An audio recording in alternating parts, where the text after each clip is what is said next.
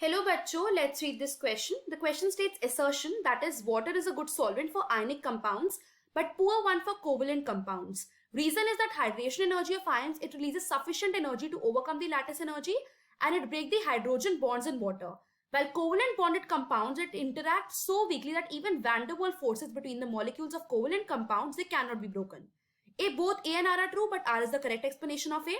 B, both A and R are true but R is not the correct explanation of A. C, A is true but R is false. D, A is false but R is true. And E, both A and R are false. Let's understand this question with the basic key concept. So, हमें ये पता होना चाहिए that lattice energy क्या होती है, कितनी energy हमको रिक्वायर्ड है to form the 1 mole of crystal. एक क्रिस्टल लैटिस बनाए हम जो उसके कॉन्स्टिट्यूएंट्स आयन से बना है, that is known as lattice energy. So it is the amount of energy required to form 1 mole of crystal lattice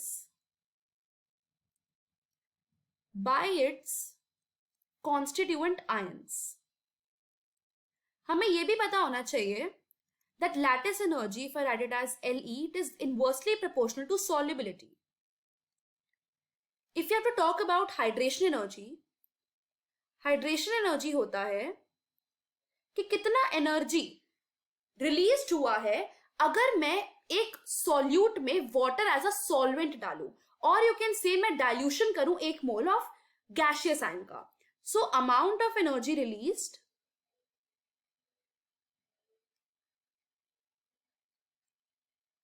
when dilution occur for 1 mole of gaseous ion,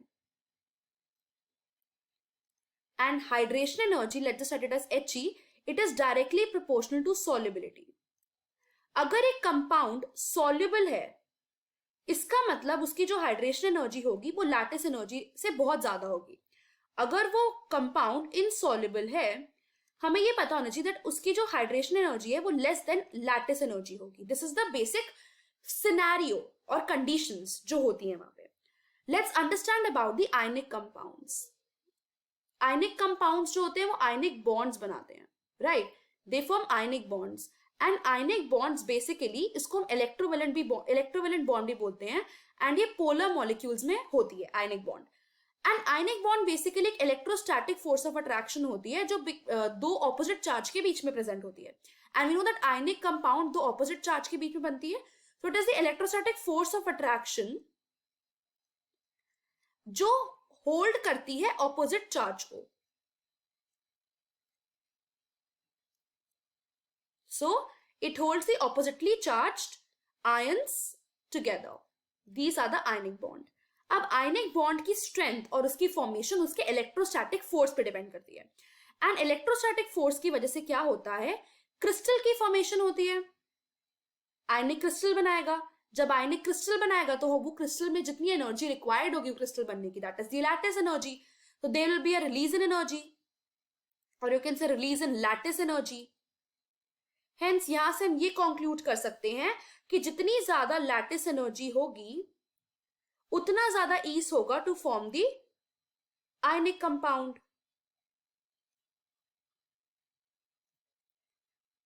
now अगर covalent compound की बात करी जाए, और you can say covalent bond की बात करी जाए, सो कोवलेंट बॉन्ड एक म्यूचुअली शेयरिंग ऑफ इलेक्ट्रॉन से बनती है.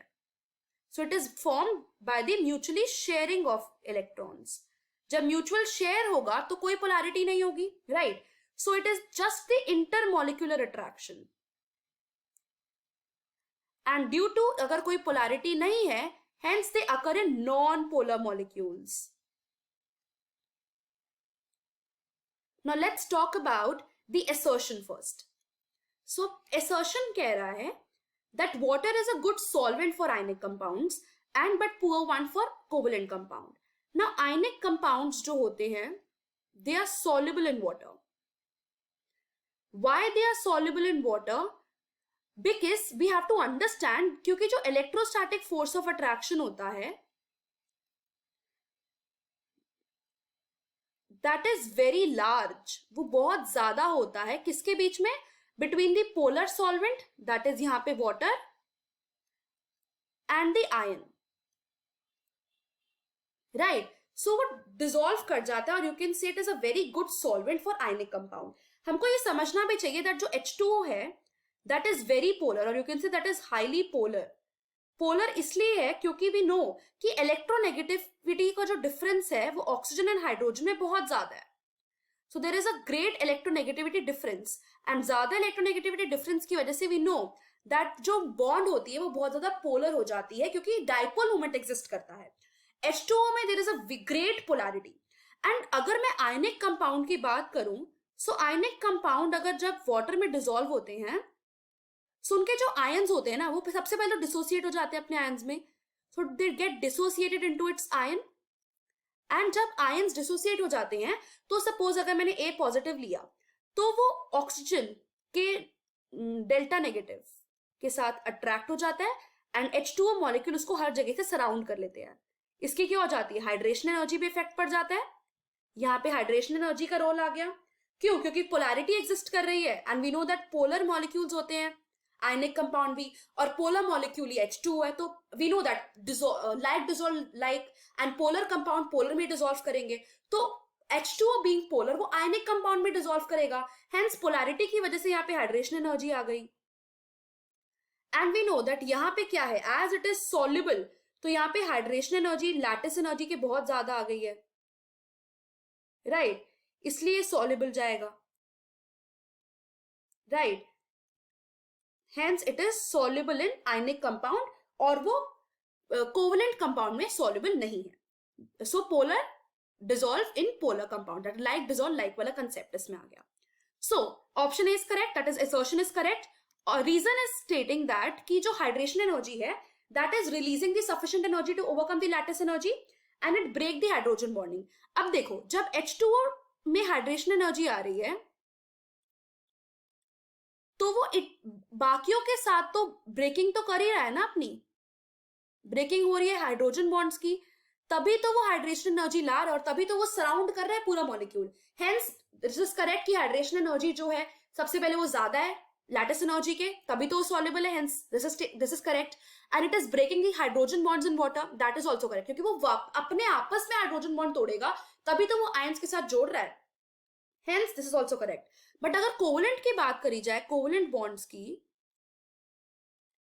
सो कोवलेंट बॉन्ड्स में क्या है, hydration energy it is less, right, it is less, lattice energy ज्यादा है, due to that non polar nature की वजह से यहां पे वैंडर वॉल्स भी ब्रेक नहीं हो पाते अगर वाटर में डाला जाता है, तो this reason is correct and assertion is also correct and the assertion or and the reason it is the correct explanation of A. So the final answer to this question is option number A. I hope you understand this well. Best of luck.